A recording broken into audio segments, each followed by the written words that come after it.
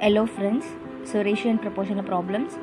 The present age of A is 3 years less than the present age of B ன்னு கொடுத்துருக்காங்க. A யோட present age வந்து B யோட 3 years கம்மின்னு சொல்கிறாங்க. ஸோ அப்போ A யோட ஏஜ் வந்து நம்ம எக்ஸ்ன்னு எடுத்துக்கிட்டோம்னா அப்போ B யோட present age வந்து 3 years more than the A. So அப்போ எக்ஸ் ப்ளஸ் 3ன்னு எடுத்துக்கலாம்.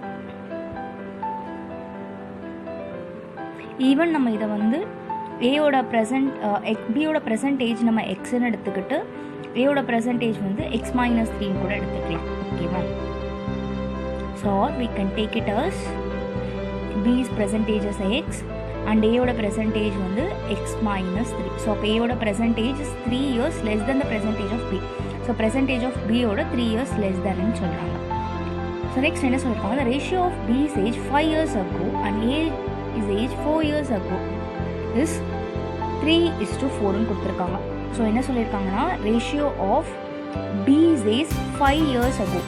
ஸோ பியோட ஏஜ் வந்து நான் இங்கே என்னென்னு எடுத்திருக்கேன், எக்ஸ் ப்ளஸ் 3ன்னு எடுத்திருக்கேன்.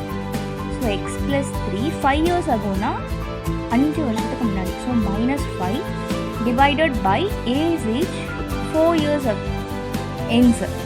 So 4 years ends means next அடுத்த 4 years கழிச்சு. ஓகேவா? லேட்டாக. ஸோ அப்போ ஏயோட ஏஜ் வந்து x.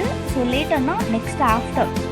So hence means after. So after 4 years means +4. So the ratio is 3/4. So ரேஷியோனா ஃப்ராக்ஷன் வந்து எப்பயுமே எழுதும். It is 3/4. ஸோ இப்போ இதை சால்வ் பண்ணி நம்ம என்ன கண்டுபிடிக்கணும், ஆக்சுவலி ஏஜ் ப்ரெசன்டேஜ் ஆஃப் 8 கண்டுபிடிக்கணும். ஸோ இதை சால்வ் பண்ணி எக்ஸோட வேல்யூ கண்டுபிடிக்கணும். ஸோ எப்படி சால்வ் பண்ணால் we can cross multiply this. So x plus 3 minus 5 into 4 equal to 3 into x plus 4.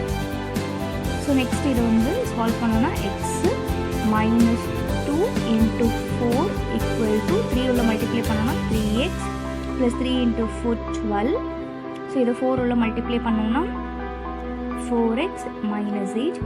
So இது இந்த பக்கம் எடுத்துருந்தால் -3x minus 12 equal to 0. So solve பண்ணால் எக்ஸு இது ரெண்டும் -20 equal to 0. So x is equal to 20. So therefore the present age of A is 20.